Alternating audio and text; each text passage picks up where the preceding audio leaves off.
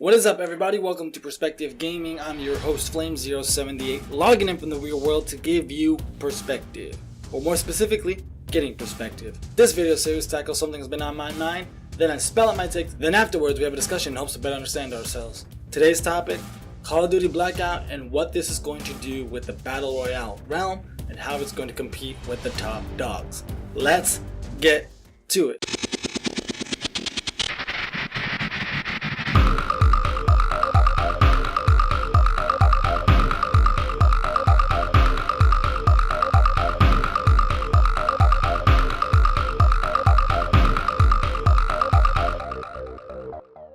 Blackout Beta, wow, what a ride. It has been interesting watching all the news, watching all the streamers play this game, and I felt really fortunate that I was able to actually play this beta last weekend. And leaving it, I have tons of questions that I try to wrestle with and try to answer here in this video, like, is this a PUBG killer? Is this a Fortnite killer?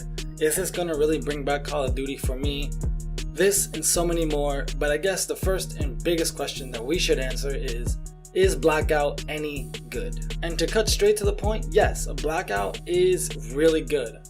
Much better than I thought, and I had a lot of fun playing with it. I unfortunately didn't get a lot of footage and a lot of playtime with it because I was busy most of the weekend, so I got only roughly 1 day of experience with it because I don't do pre-orders and I wasn't going to pre-order to play the beta. But that aside, what I did get to play gave me a good sense of what this mode is, and it is good. If I had to compare where it lands in terms of style between PUBG and Fortnite, I would say it lands somewhere in the middle. It is not as methodical and time consuming as PUBG, but it isn't as cartoony and random as Fortnite. You don't have to deal with bloom. You have a ballistic system, but you kind of have a simple management of weapons like Fortnite. But really, one of the first things that I noticed was the pacing of Blackout, and I have to say it was great.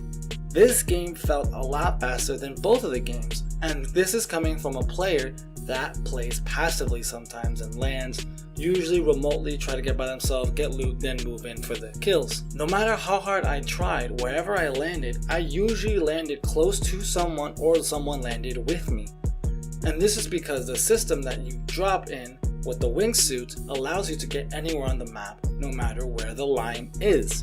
This creates a sense of fast pace that you don't get in the other games, because players like me who are passive and try to do remote are still going to have encounters in about 5 minutes of the actual match, unlike the other games where sometimes you could go halfway or more than halfway without seeing anyone, which changes the way you feel about the game. That quick time to the first engagement is crucial to allowing players to feel like it's not a running simulator, and that's what I don't feel here.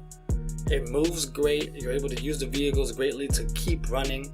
Like, the chances of you dying in the circle are very slim, and you have to try really hard to do that. So when it comes to movement compared to the two, A1, awesome. The gunplay, wow, really exciting. Really glad that it still feels like you're playing a Call of Duty shooter. It's very fast, it's very twitchy, but it adds these elements that you have to lead your shots, aim carefully, and it feels great. And it is what I expect from a AAA developer, and it is what I expect from Call of Duty. So at those 2 points, spot on. Blackout really knocks it out of the park here. Where Blackout really falls short is in the looting system in general. The management of inventory needs work, the switching of attachments needs a bit work, the armor needs work. These things kind of bring down the game a little bit, and it kind of makes points of frustration when you're playing. It's kind of annoying when you're in a firefight and you win and try to take someone's armor and you can't use it because it gets destroyed.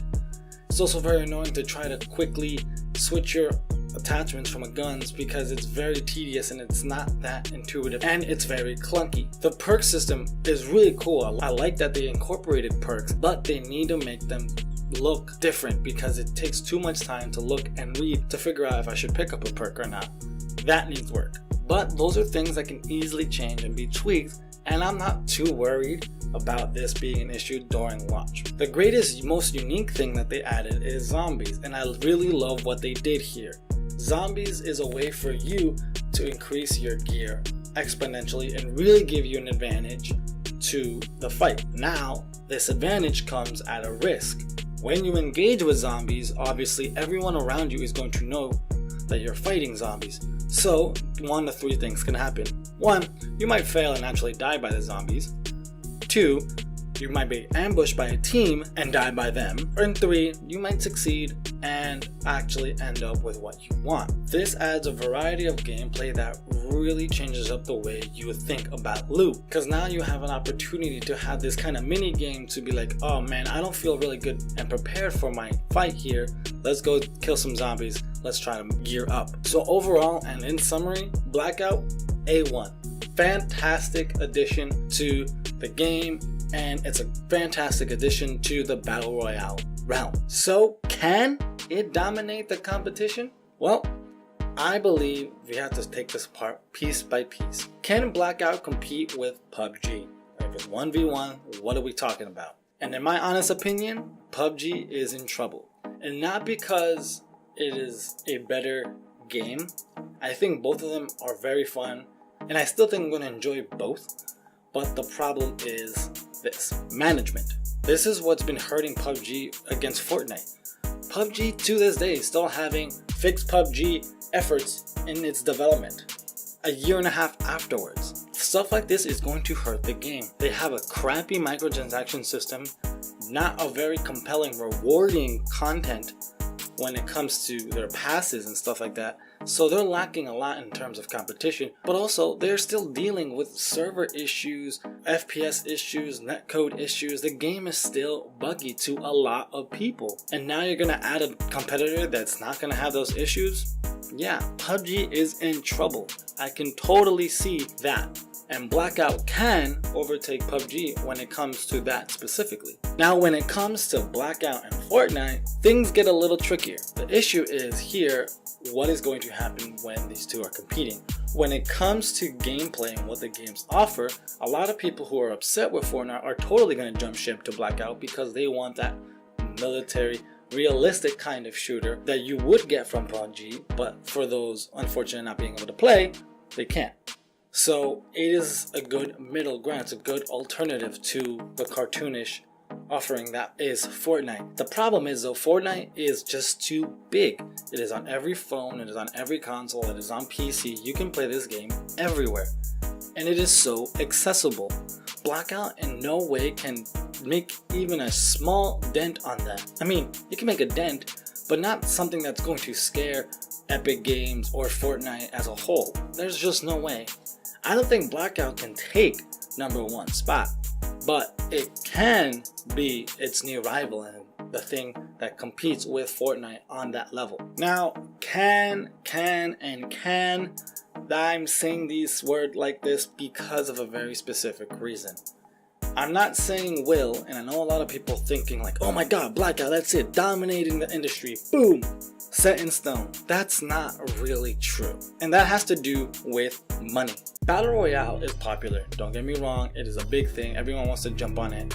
Everyone is going into it. The problem is the big competitors, the games that we're looking at when we're talking about Battle Royale, you have to look at what they're selling at.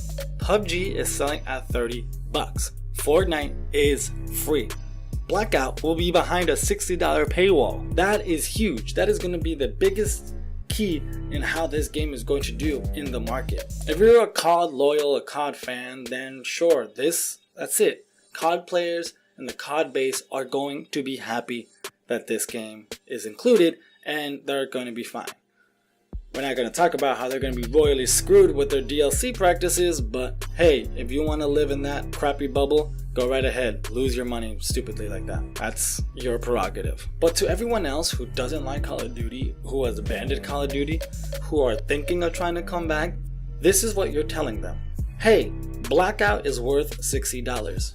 Buy our game. And that is ludicrous because of what I mentioned previously. Every big title right now that is hot is not at that price. PUBG, Fortnite, even the smaller ones like Realm, Isles of Nine, these are nowhere near that price. They're either free or very low.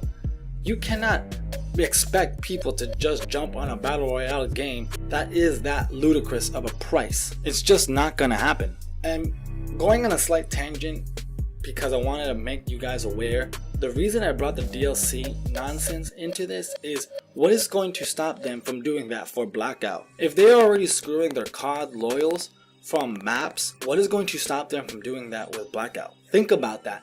Think about how royally screwed you're going to be if that is what they're going to do. Now that I made that PSA, my decision won't be based on that hypothetical because it is very weird and not good to make a decision off that. What I'm basing my opinion on is the following. What I just compared, what the games have to offer, the game companies and what they're planning on doing, and the value they're coming in at. Personally, all of the above that I mentioned, I am okay with. Blackout is fun. It's a good value in terms of what the game is, not how much it costs.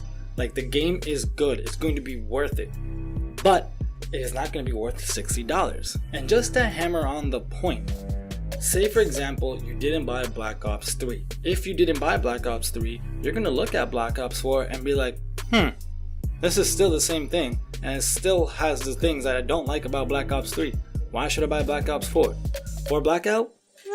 See how that sounds? I don't think that's going to work. And this is why I said can and not will.